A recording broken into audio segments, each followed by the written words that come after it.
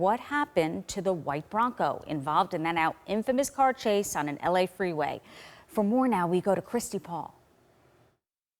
I'm going to have to interrupt this call. I understand we're going to go to a live picture in Los Angeles. I think I just saw O.J. Simpson on the 5 freeway. He's heading north. Police believe that O.J. Simpson is in that car. The authorities were trying to phone the Bronco. June 17th, 1994. 95 million Americans watched live television as O.J. Simpson became the most famous fugitive in America. The former Heisman Trophy winner was supposed to surrender to police in connection with the murders of his ex-wife and her friend, Ron Goldman. This is AC. I have O.J. in the car. Instead, O.J. was huddled in the back seat of his friend A.C. Cowling's Ford Bronco. You gotta tell the police to just back off. He's still alive, but he's got a gun to his head. I just want to be with Nicole. You don't need to be with Nicole. You need to be with your family and with your kids. Please, toss the gun. Juice, just toss it. Millions couldn't take their eyes off TV screens, intensely following the 1993 two-door white Ford Bronco leading police on a low-speed car chase across southern Los Angeles. Nearly 2 hours and 60 miles later, the Bronco stops at Simpson's Brentwood home, where both men surrendered. We all know what happened after that. We, the jury, in the above entitled action, find the defendant, Orenthal James Simpson, not guilty of the crime of murder. But what about that Bronco? One element of fascination during the trial of the century.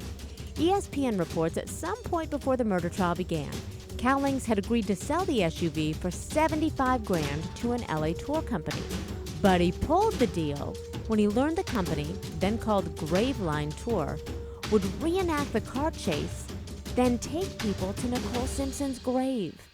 A couple years later, Cowlings sold the Bronco for $75,000 to Simpson's former agent, Mike Gilbert, and 2 other people.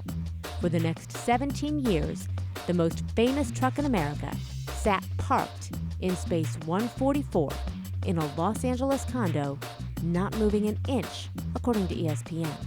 In 2012, a man with the Luxor Hotel in Las Vegas came looking for the famed Bronco to put it on display under the bright lights of Sin City.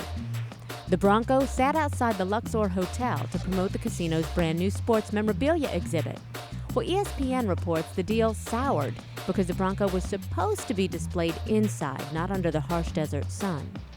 Gilbert took the car back, stored it in a condo garage in Central California, where it was hidden from the public for several more years. It's part of American history.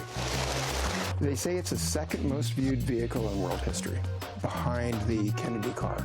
Inside Edition spoke with Gilbert in 2016 and took the Bronco out for a ride. Yeah, it still runs. Gilbert says he's only put 20 miles on it since the car chase in 1994.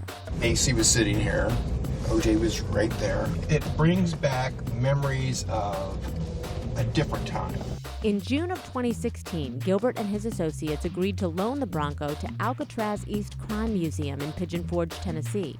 Since then, hundreds of thousands of tourists have been able to see for themselves the famed white Ford Bronco. Oh, and something else? Museum curators found these combs still in the glove compartment. They say they belong to Cowlings, and these items were in the Bronco during the wild car chase in the summer of 1994. And if you would like to see the Bronco for yourself, as Christy said, it will be at Alcatraz East Crime Museum indefinitely.